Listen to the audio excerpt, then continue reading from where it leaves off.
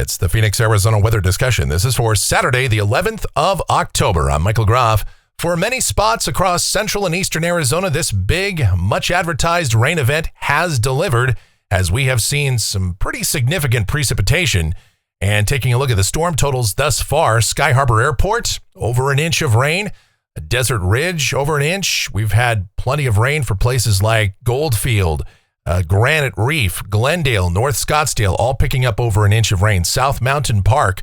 But just about everybody across the valley has had some precipitation. And there is still more on the way. And if we look up towards central and northern Arizona, lots of rain here. Over 4 inches of rain up there at Happy Jack and some of the other locations across the rim country. Broad area of 2 to 3 inches of rain. So again, plenty of precipitation, still more on the way. Where, when, how much, we'll talk about that.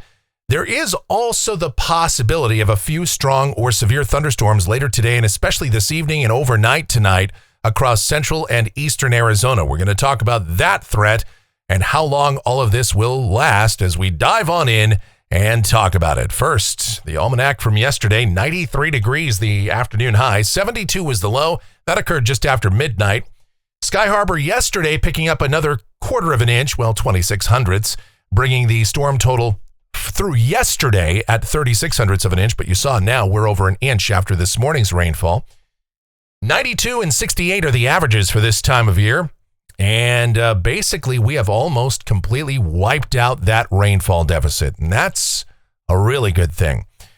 All right, of course, that doesn't mean the drought is over, but it does mean that at least we're getting some very beneficial precipitation.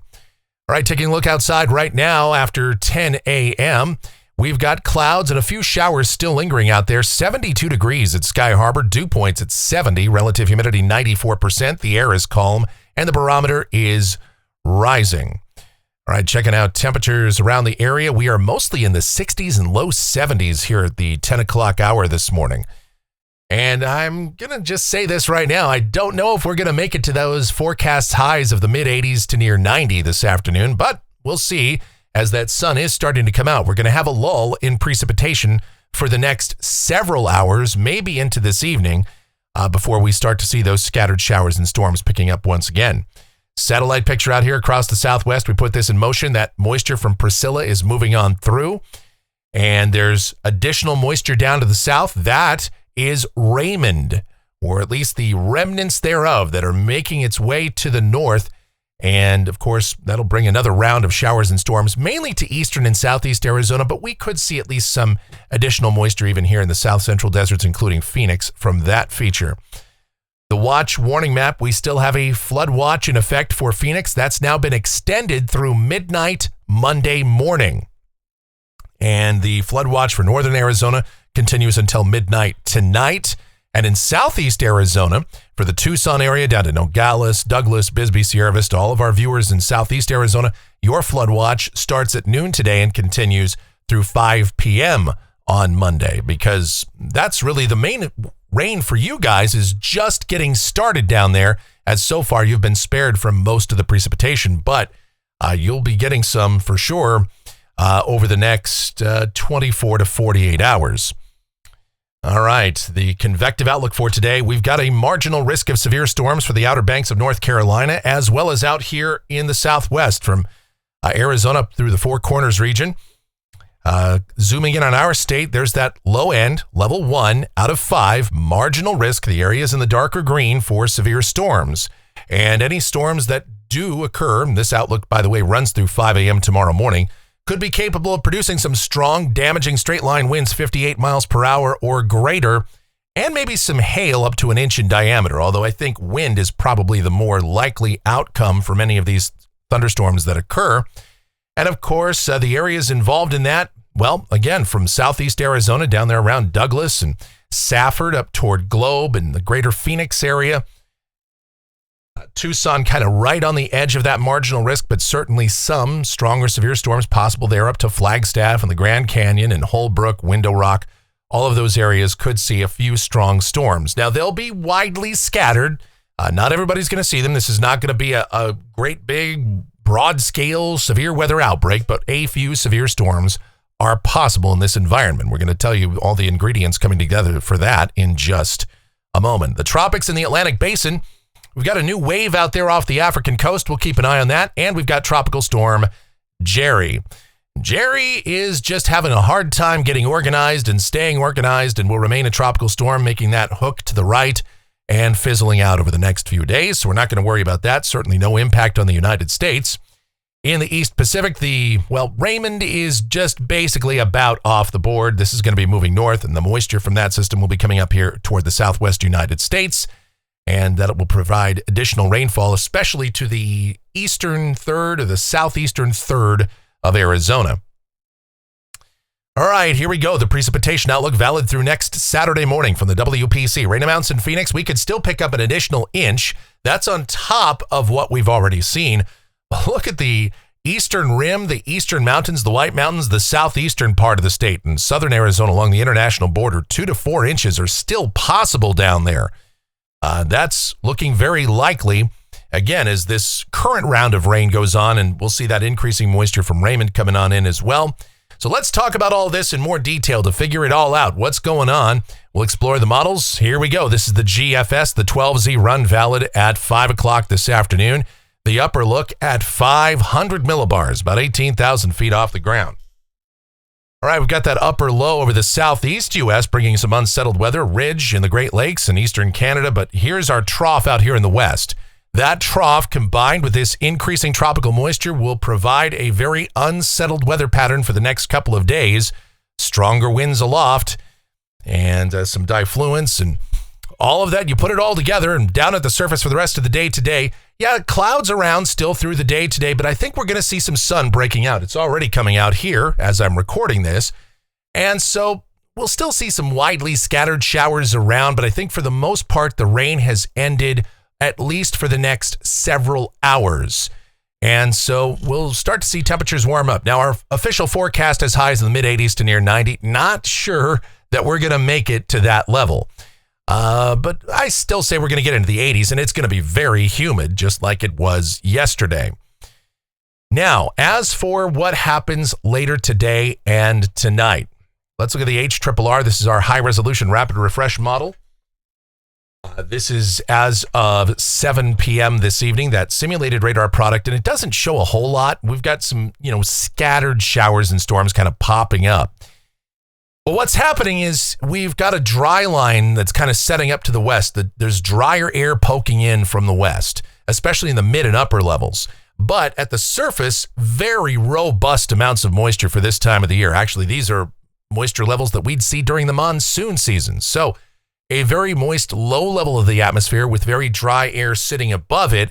We've got those stronger winds aloft, shear values 40, 45 knots, and even stronger winds kind of in the mid levels. So it would not take much to get a few storms popping up, and any storms that pop up will be capable of getting at least briefly severe. In fact, let me show you. We're going to geek out as we do on these videos from time to time. This is a forecast sounding coming off the HRRR at 8 o'clock or 7 o'clock tonight. And you see CAPE values, over 1,000 joules per kilogram. You've got mixing ratios that are quite robust and plenty of moisture.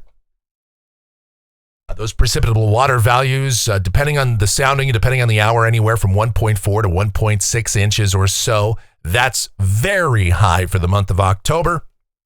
And again, shear values, bulk shear over 40 knots, and some strong winds in the mid-level. Look at the dry air, though. That's starting at about the 600 to 500 millibar level and beyond. Extremely dry. So when you take this very, very wet air that we have down at the surface, and once we start to get that rising air, that forced descent from this trough to the north and west of us, and it hits that dry air, it accelerates rapidly upward. That forms the deeper clouds, the deeper convection. And so that's what will trigger at least a few showers, thunderstorms, and some strong storms. Now, again, they will be widely scattered. This is not going to be a big, widespread, severe weather outbreak, but a few severe storms could occur. And if they do occur, they would be capable of becoming maybe rotating. A couple of supercells are possible that produce some hail and some strong damaging wind. So A low-end threat, but a threat that we want to point out to you. We don't, like to hype up events beyond what they are. That's not what we're here to do. But we do want to alert you when there is at least a possibility for these things to occur.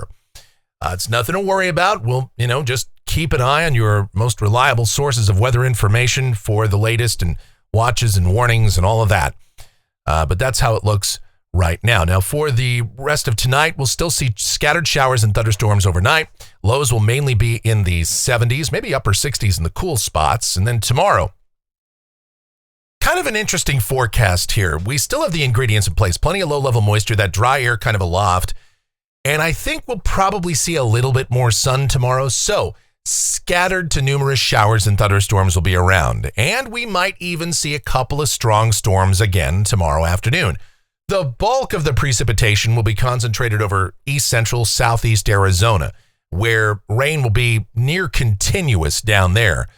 But for us, scattered to numerous, kind of off and on, maybe more on than off, especially for the morning and midday hours. And then we'll see kind of a convective setup for tomorrow afternoon. But either way, temperatures probably a little bit warmer tomorrow than today. And I say that even though our official forecast shows temperatures a little down tomorrow, but I just don't think we're going to get as warm today as we initially thought.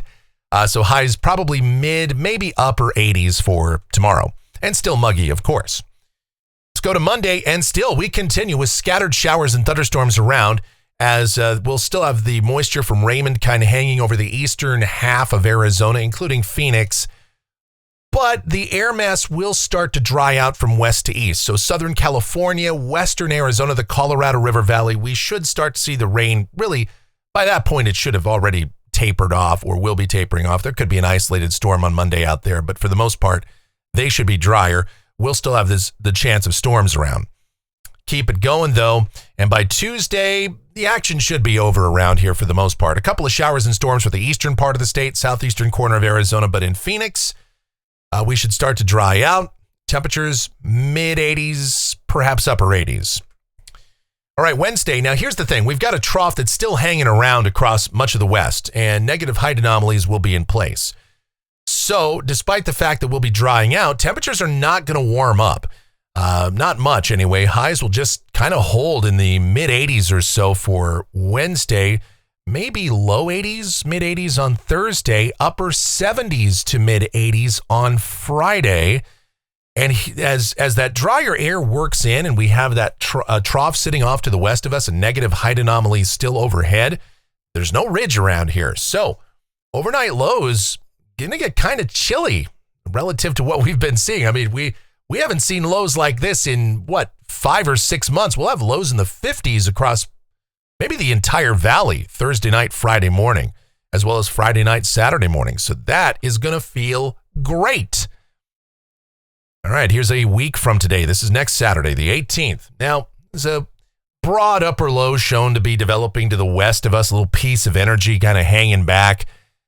Just a westerly flow, pretty quiet conditions, maybe a few clouds, temperatures near seasonal averages, mid and upper 80s. This is Sunday, the 19th, and again, same deal, mid to upper 80s, quiet conditions, trough over the Pacific Northwest, upper low to the west of us. End of the forecast period, Monday the 20th, and a little closed low to the west, according to the GFS, an upper trough that's off to the north of us, another one behind it off the Pacific Northwest coast, and yet another one way up there over the Aleutians and toward the Bering Sea. So the wave train is kind of going, but most of that's going to stay to the north and west of us. That upper low to the west, we're not going to concern ourselves with that right now because, well, that's 10 days out, and it would be a fool's errand to even try and talk about any sort of upper low this far out. All right.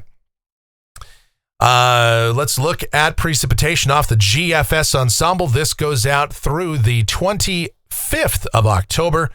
About 0.8 of an inch off of the GFS ensemble. European AI still says about 2 inches, although this includes some of the rain we've already had this morning. So it says maybe another 1.25 inches or so. So still looks good. Temperatures off the national blend of models. Yeah, it's got us at 90 today. That's a stretch. Could it happen? Maybe. But then after that, highs in the 80s.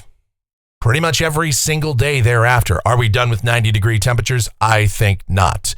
We're only in mid-October. We're due for a little bit of a warm-up here at some point.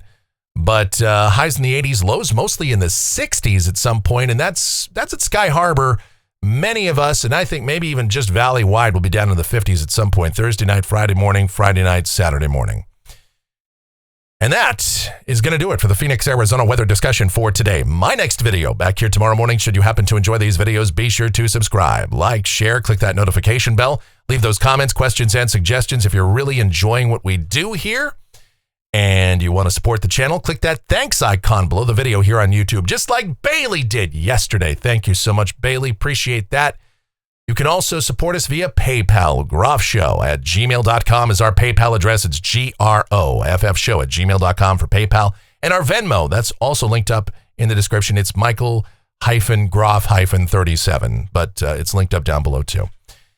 The executive producer of the Phoenix, Arizona weather discussion is my OAO, the sweetest of all time, the Asian sensation and proprietor of sweetchildaz.com.org and the Facebook page of the same name, Sweet Child Arizona. Talking about my Michelle, check her out, blogs, of which there are many, videos and everything Michelle related, Kylie related, Adriana related, all linked up down in the description below. Again, check it all out. Our streaming station available 24/7, 365. It's called KMGX. We play a ton of music and have a lot of fun over there. Give that a listen as well. And I want you to check out Dan over at the Courtroom Files YouTube channel, The Courtroom Files on YouTube, or courtroomfiles.com for your Courtroom Files merch. Just endless content. Just a mountain of content, but yet there's even more because tonight at 8 p.m. Eastern, 5 p.m. Pacific, Dan has his game night. And what is he playing tonight? You know what? I'm not going to tell you. I want you to tune in and find out for yourself, because what could possibly be better than watching Dan play video games? Nothing. I'm telling you that right now. If you've watched him play, it's a chill stream. If you're into people that rage, throw their controllers, break stuff, okay, well, you're going to be disappointed. That's not Dan. Maybe it could be one day, but I don't think it is. I've never seen him do it. Who knows? First time for everything, though. All right, thank you guys so much for watching. All of your continued support, it is so greatly appreciated. Please, I want you to be safe. Enjoy that rain where you can find it. Turn around, don't drown, don't drive into a flooded wash over a flooded roadway. Come on, don't be on the news for the wrong reasons, all right? And have yourselves a beautiful rest of your Saturday.